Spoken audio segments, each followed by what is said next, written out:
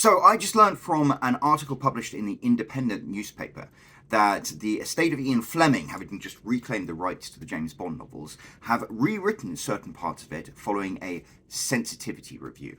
And the new editions that are going to get published in April, which marks 70 years since the publication of Casino Royale, are going to have certain references and passages changed and removed for our modern sensibilities. And I am absolutely outraged about this. Let's talk about it. Hi guys, it's me, and I'm back with a video that is a little different from what I normally do. If you've been watching any of my videos, you'll normally know that I'm quite a positive person, and I always try and look at the bright side of things and try and be positive about everything. But I am absolutely outraged about something I discovered today.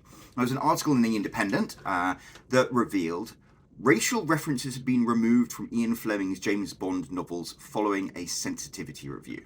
Terms such as the N-word, which featured in his writing from the 1950s and 1960s, have been edited out of new editions of the 007 books, which are set for reissue in April. And I'm like, what? What? You're rewriting the James Bond book? What the is wrong with you? Okay? I've been really excited about the fact that the rights to the James Bond books have returned to the estate of Ian Fleming. I'm really excited that they're going to reissue them in April to mark 70 years since the initial publication of Casino Royale. I'm really excited that we're going to have new covers. I mean, I was all set to make a video about the American covers, which we just got revealed a couple of days ago, which I have problems with. But to learn that the actual manuscripts of Ian Fleming's books are going to be rewritten following a sensitivity review is absolutely disgusting, and this needs to be stopped and this needs to be reversed, okay? I understand that the James Bond books were written in the 1950s and 1960s, and Ian Fleming comes from a particular part of the UK society, sort of the upper class, very linked into colonialism, and many of the things he said are, to this day and age, politically incorrect or just out and out offensive. You know, there are some things he says in the books and some passages that James Bond says that are racist and sexist. And those are a sign of the times in which the books were written. And that's fine. In this day and age, we can read the James Bond books, we can appreciate them, we can like them, we can still see these passages and not agree with them. And, you know, perhaps be disappointed about how Ian Fleming was back in the day, but many times we read the books and we look back and we say, okay, he says these things which are racist and sexist, but there are other things that Ian Fleming writes about so actually quite progressive during the day. And we can go back and look at the original books and see what he wrote and compare it to our sensibilities now and our sensibilities then and have a discussion about it. And that's one of the beauties of the James Bond books. They've been in print for 70 years, but we are able now in the 21st century to go back and re-examine them with a new lens. But we can only do that if they are republished to be accurate to how they were published then. You can't just go in and start rewriting them and removing passages to whitewash them for a more modern audience. That's not how it works. That's not okay. Ian Fleming it's the antithesis of what Ian Fleming as a journalist would have wanted. It's disgusting. I'm really, really, really shocked and disappointed that the estate of Ian Fleming would do that. Because, I mean, what's the point? What's the point? What are you going to do and rewrite them? I mean, it even says in this article here, some depictions of black people have also been reworked or removed, but references to other ethnicities, including the use of a term for East Asian people and Bond's mocking views of Oddjob Goldfinger's Korean henchmen remain. Yeah, you've removed some bits that are quote-unquote offensive, and yeah, absolutely, they are offensive. That's fine.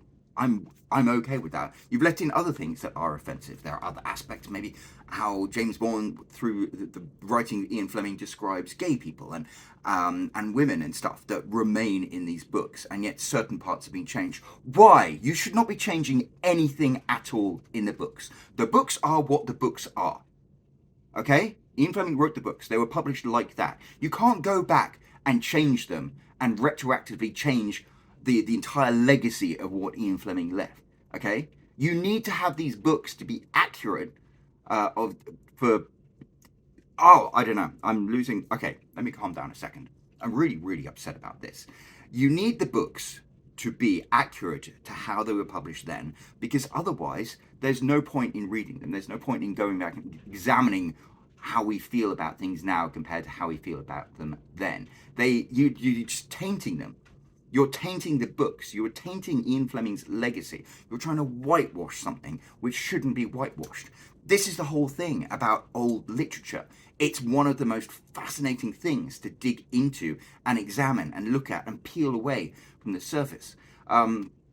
Jules Verne, the man who wrote Around the World in 80 Days, for example, and 20,000 Leagues Under the Sea. You know, amazing writer, but he also wrote books that were deeply offensive. There's one book, 5 Weeks in a Balloon, where there was a scene. I remember reading it as a teenager. It's a scene in which the crew of this balloon, this European crew of this balloon who is floating across Africa, see a bunch of natives in the trees and start shooting them. And then after they've killed like 4 or 5 of the natives, they're like, oh, they weren't natives at all. They were just monkeys, because Africans and monkeys are so similar. It's like, you read that and it's a disgusting passage. It really is. Like, I remember reading it in the 80s or 90s, the first time I read that book, being like, oh, this is bonkers. But it's bonkers. That's what society was like in Europe in the 1880s when that book was written. And you look back now and you can be shocked by it, and it's good that you can be shocked by it, but it's something that existed. And for historical integrity, you need to have these things preserved. You can't just go back and change them, because changing the words today doesn't change how they were then, and it doesn't change what the sensibilities were then. Another book, Tintin. I love Tintin. Okay, I grew up on Tintin. The first Tintin book that was kind of reworked was called Tintin in the Congo, and they never actually produced a UK version of that, because it was, even back then when they were reproducing them in the 1950s, and oh no, it's the 1960s, I think they started reissuing them with better art and stuff.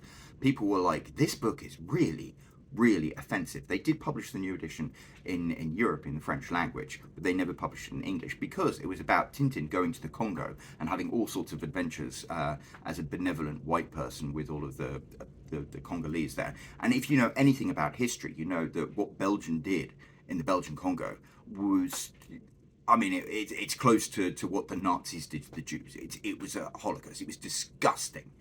Like, mass murder, genocide, mutilation. The Belgians in the Congo is one of the darkest areas of modern human history. And this book, this Tintin book, still exists as such a bizarre piece of history to look at, like this story of benevolent colonialism, and then be able to compare it to the historical truth. But you can only do that if it is preserved for historical integrity. And that's why I own a copy of it. I remember my son likes to draw on the Tintin books when he gets a piece of paper and he draws on the piece of paper and he uses a Tintin book as a backing. And I remember I used to be like, don't take the Congo one to school, okay? You can take Destination Moon and all of those ones as your little drawing board, that's fine. Don't take Tintin in the Congo, because that would involve a discussion. But I still own it, because it's important to have these things recorded and actually have examples of how people thought then, so we can compare it to how people think now. And that's what you need to have with the James Bond books. So to go back and rewrite passages of the James Bond book to make them less offensive is in itself so offensive. So I think I'm going to start a change.org petition to make sure the Estate of Ian Fleming don't do this, because I think it's revolting. I really do. I think it's shocking to me. Positively shocking. It's shocking to me, the audacity of the Estate of Ian Fleming to think that rewriting the words of Ian Fleming is okay. I mean, you people have been entrusted with Ian Fleming's legacy, and Ian Fleming's legacy isn't a pure legacy. It is tainted in certain aspects of how he thought and what he wrote, and that's okay. We are all adults. When we read James Bond books, we are adults, and we are capable of seeing things and putting them into the historical context and actually being able to understand these things. To read James Bond books, to enjoy James Bond books, even with their troubling aspects, does not necessarily mean you are condoning the troubling aspects of them. They are items of historical record, and you need to leave them the hell alone, okay? You need to leave them the hell alone. You can't go around rewriting this stuff. That is not okay. Well, Tell me what you think. Do you agree with me? Let me know in the comment section down below. But I really think this is absolutely outrageous. And I think the estate of Ian Fleming needs to make a really, really, really serious U-turn very quickly. Because otherwise in April, I'm not going to buy the new books. No, bugger that. I was quite excited by the idea of these the new covers for the UK editions. Of course, we don't get them in America. That's subject for another video. But to hear that you're rewriting, I mean, that's no. Yeah, I'll continue what I do, which is every time I go to a secondhand bookstore and I see a James Bond book, I'll buy them. And if anyone wants to read them, just let me know and I'll send you a tattered old paperback of the actual words that Ian Fleming wrote instead of this travesty. So there we go. Thank you very much for listening. Let me know what you think in the comment section down below, and I'll be back with another video very soon. Ciao. I'm Roland Hume. I've sold 67,000 copies of my books. If you want to find out how I did it, I've got the link right here you can click. And otherwise, don't forget to subscribe. I've got more videos coming soon. Thank you.